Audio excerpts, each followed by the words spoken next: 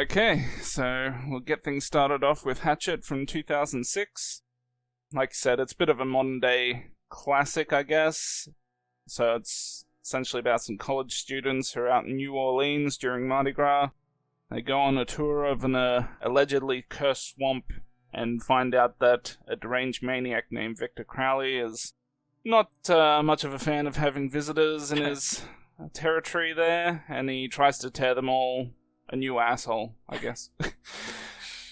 So, yeah, I've seen this movie a few times. I didn't watch it recently in preparation for this show, so I may be a bit light on the details, but I've always found the movie to be pretty enjoyable. It is a throwback to some of the older slashers. I'd say the highlights, obviously, the kills in the movie. It's got some pretty epic kills in the movie, and in fact, one of them I would consider one of the greatest kills in movie history, I would say. It's also got some funny moments. Still not the perfect movie ever. I mean, I wouldn't really put it above any of the best Jason Voorhees movies, you know, the Friday the 13th stuff, or any of the better Halloween movies or anything like that, but it's pretty good, at least for me. Yeah, much like you, I've seen this. I've probably seen it 3 or 4 times. I used to enjoy it more than I do now. I still think it's a decent movie. I mean, it does a lot of things right. It's a lower budget movie, but it has some fantastic gore. I personally really like the swamp setting. I always wish there was more swamp-based slasher movies, because I think the setting has such potential. And I actually think the origin of Victor Crowley is pretty decent too. It's traumatic. It's it's a tragic, solid origin, and like you said, it has sort of like a throwback feel to, like, I guess, the golden age of slashers. So I enjoy a lot of things about it. I just think there's a few maybe performances here that aren't that great or inspiring, and also while I enjoy some of the comedy, I feel like there were points in which it just was a bit much. Like, if they just toned it down a little, I might have been okay with that. But I mean, overall, I think it's an enjoyable movie. And if you go in as a slasher fan, I mean, I think even if you don't necessarily love it as much as the Halloween movies or the Friday the 13th movies, I think you still have a pretty good time. And I guess for fans, especially fans of Kane Hodder, or at least him playing Jason, since he's been blackballed from the Jason Voorhees stuff, you know, they were really excited to see him in something somewhat similar. And even though Victor Crowley doesn't have the same fan base that Jason does, but, you know, having Kane Hodder in it is something that I'm sure a lot of people appreciated. I don't necessarily care that much for the flashback scene, which involves him, but I mean, it's okay. I think it's decent. I sort of got like almost like a Pumpkinhead vibe from some of that, and I think it's sort of nice showing that it's not really Victor Crowley's fault. You know, just it's just one of those, like, sort of like a Cropsey from the Boning type thing. Just a really, decent individual who got screwed over by people, and now he's like the main antagonist. It's just unfortunate, but that is life in the swamp. Yeah. Also, speaking of Kane Hodder, this movie also has 2 cameos. One from Tony Todd, one from Robert Englund. So there's a lot of nice small things in this movie to please, I guess, the horror fan community. And personally, I always really liked the Tony Todd scene. Talking about being sued for the boat ride. That just cracks me up every time I see it. Yeah. Like I was saying earlier, I think this movie in particular has one of the best kill scenes, at least in my opinion, that I would consider in horror movie history. So, and which one is that, pray tell? It's the one where he tears a woman's head open. Yeah, that is indeed a very decent scene. To memory, that's the first kill in the movie. That's the introductory to the character, basically. I think it's technically the second kill. Or it might, yeah, it's right at the beginning of You know, all the mayhem, I guess. Yes. Yeah. Yeah, well, technically, yes, it's the second kill, because I think the first one happens a few seconds just before it. So. Yeah, it pretty much all happens at the same time. You go from like 9 characters to 7 characters in like 5 seconds. It's beautiful. Yeah. I mean, and this movie, there is, I think, one off-screen kill, but I mean, most of the kills, I mean, some guy gets his spine ripped out, and that's always a pretty fun scene. I mean, people get body limbs ripped off. This guy got his arms torn off.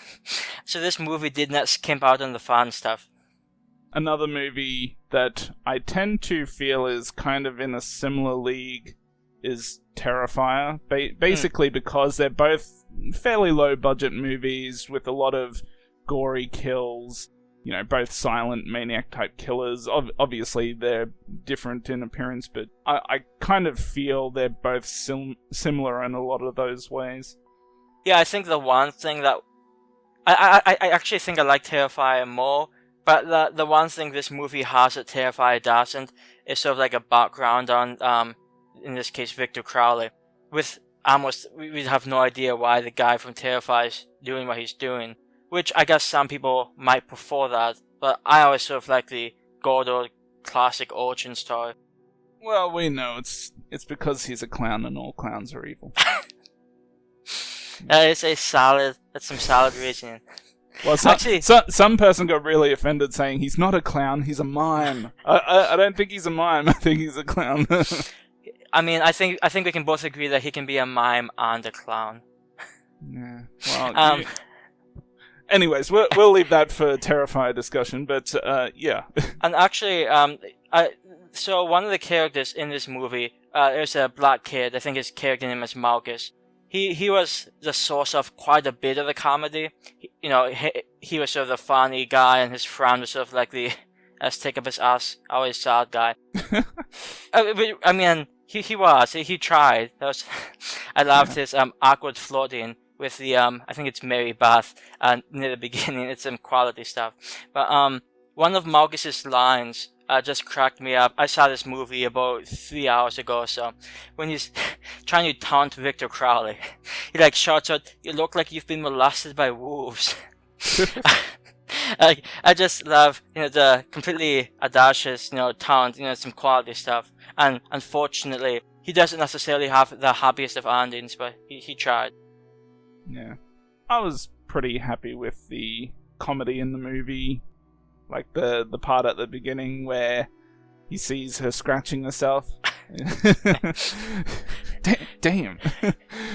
And actually, speaking of which, the two I guess amateur porn stars, that one blonde-haired chick, God, she was something else.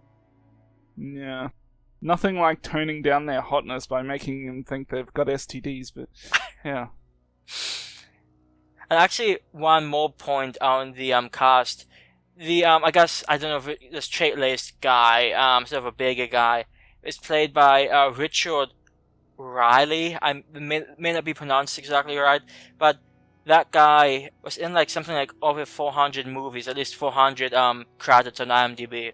And he's from my understanding, he's never starred in that much, but he's always sort of like that face you see in the background. I mean, I know I've seen him in a handful of other horror movies, so it's sort of nice to see him in this one with a bit more meat to his story. Especially his interest in the two porn stars.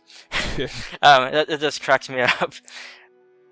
Out of interest, do you think Hatchet is the best movie of the 4 Hatchet movies, if you've seen the others? Yeah. I actually did finally see the 4th one not too long ago, and I actually thought that was pretty decent, even though it's a bit limited. I would probably say the first one is the best. It's been a while since I've seen the second and the third, so it's hard to say, but I don't think I enjoyed either of those as much as the first one, so I'd have to say, but just... yeah, the first one's probably the best. I think, ironically, I enjoyed the third one, but I don't think I cared much for the second one. Now, this sad, it's been years since I've seen either one, so I'm definitely interested in seeing those when we probably talk about them in the future sometime. So, there's something for our listeners to look forward to. Yeah. So this one, like I said, I enjoy it quite a bit. I think it's a pretty good slasher movie, especially for modern times. I mean, usually when you think of good slasher movies, you automatically go back to the 80s, and this is probably, outside of the 80s, one of the more highlighted ones that you can choose. So it's pretty close for me. I'll squeeze it into an 8. I was thinking 7 or an 8. I'll give it an 8 out of 10. Yeah, this one, no, when I was watching it earlier, I enjoyed it quite a bit, especially for the limited batch that they had going in. And I've last 3 times I've seen this, I think I've given it a 6.5 each time, and I think I'm going to stick with a 6.5. I'll round it up to a 7. I find it just a bit below average, and I think a lot of that comes from the fact that as much as I enjoy a lot of the movie, there's just maybe just a bit too much comedy, and plus the ending. I get what they're going for, but it's a bit annoying. So I think a 7 out of 10 is pretty fair. Yeah, I mean, I didn't have too much of a problem with the way that ended.